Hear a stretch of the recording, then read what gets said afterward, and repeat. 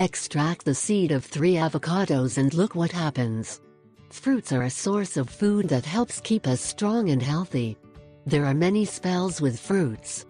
Keep in mind that fruits are the result of a long work that nature does. That's why the fruit is used to make spells. Fruits were from ancient times a symbol of purity and also of the forbidden. Spells and rituals with 2 fruits. 1. Avocado. To attract luck in casino games and in gambling, avocado is used specifically its black and hard seed that is located in the center of the fruit.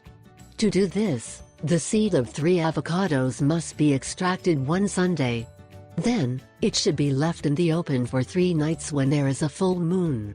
Then, in an orange silk sake, these seeds should be placed and the sake will be finally closed by sewing with red thread. This bag should be carried over whenever we buy lotteries or when we play with lucky numbers. 2. Figs. This fruit has been very used in different rituals throughout the centuries. Can also be used to attract luck in everything related to the world of work and in salary increases. To do this, place 6 dried figs in the center of a white dish. Around the figs, 4 coins of legal course, the largest ones found, can be arranged in such a way as to coincide with the 4 cardinal points.